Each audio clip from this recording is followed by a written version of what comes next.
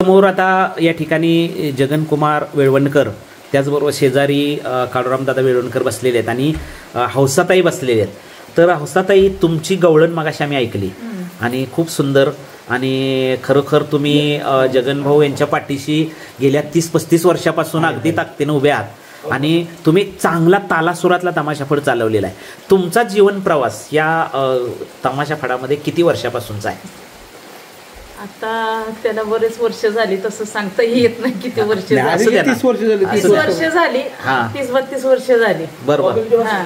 त्या वेळपासून म्हणजे आता तमाशाच करते. मग तुमचं लहानपण कसं झालं, कसं कलेकडे कसं? म्हणजे 13-14 वर्षापासून मी तमाशामध्येच होते. पहिल्या स्टार्टिंगला म्हणजे मी संध्यामानीच्या पार्टीला होते. मला त्यावेळेस काहीच येत नव्हतं, म्हणजे शिकण्यासाठीच मी संध्यामानीच्या तमाशात. त्यावेळेस काय मला पगार नव्हता, काय नव्हता, म्हणजे मला शिक्षणासाठीच नेली होती. बहिणी होत्या माझ्या, त्यांच्याबरोबर गेली होती मी. बरोबर. त्याच्यानंतर मग झाली हुशार. संध्याताईंनी पण भरपूर सहकार्य केलं, म्हणजे मला नाच गाण्याला यायला त्यांनी शिकवलं. तुम्ही नृत्य आणि गायन ह्या दोन्ही मध्ये. आणि त्याच्यानंतर मग मी मंगल बनसोडेकर मध्ये होते, महाडिकच्या पार्टीला पण होते मी, भिकाविमाच्या पार्टीला होते. महाडिक अण्णांच्याकडे होता 2 वर्ष होते मी. बरोबर. भिका अण्णाच्या पार्टीला 2 वर्ष होते, मंगलताईच्या वर्ष होते, 2 वर्ष. मला 3 आमदारचा आम्ही सगळे संचच होतो आमचा. म्हणजे तुमच्या जीवनाचा जवळजवळ ह्या कलेतला प्रवास 30-35 वर्षाचा आहे. बरं, ही कला जी आहे, तमाशा कला, याच्यामध्ये तुम्ही सहभागी झाला.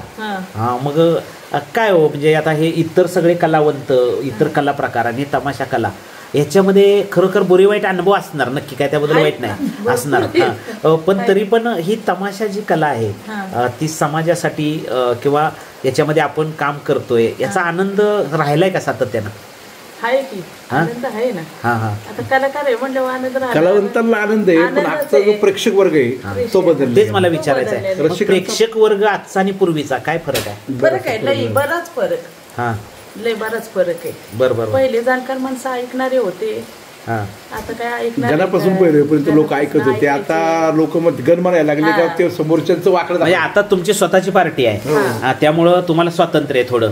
पण मोठ्या पार्टीत असलं की कितीतरी वेळेला अनेक मोठी मोठी संकट आली लक्षात. मालक कसं वागवतोय, जेवण वेळेवर मिळत नाही, मग त्यावेळेला खरोखर शिदा पाणी काय 10-5 रुपये मिळायचा, त्याच्यातच भागवून घ्यायचं. 4 वाजता 5 वाजता. पहिले तमाशा असं असायचं की उजडस तोपर्यंत लोक संडासला डबडी घेऊन जायचे आणि आम्ही ताटे घेऊन जेवायला, जेवायला 5 वाजेपर्यंत 6 वाजेपर्यंत. खरंय. अशा पद्धतीचे पहिले तमाशे होते. आणि तेव्हा वगनाट्य चालायचे चांगले, मोठी मोठी, धार्मिक, ऐतिहासिक, सामाजिक, पौराणिक. आणि आता गणगवळण सरळ माणूस ऐकत नाही, फक्त गाणीच पाहिजे. नाही, आताचा बदललेला तमाशा हा पारंपरिक तमाशा नाही. आता बदललेला तमाशा म्हणजे ऑर्केस्ट्रा झालाय, त्याबद्दल काही वाद नाहीये. पण तरी पण तुम्ही खूप सुंदर असं या ठिकाणी तुमची गणगवळण बघितलेली आहे. थोडक्यात हौसाताईंचा प्रवासही मी जाणून घेतलेला आहे. आणि संपूर्ण महाराष्ट्रातल्या सगळ्या रसिकांना यावर्षी बेल्ला इथं आपल्याला हा वेळवणकराचा तमाशा बघायला मिळणार आहे. आणि याबद्दल या ठिकाणी तुम्ही होकार दिलाय. धन्यवाद सर्वांचे. नमस्कार.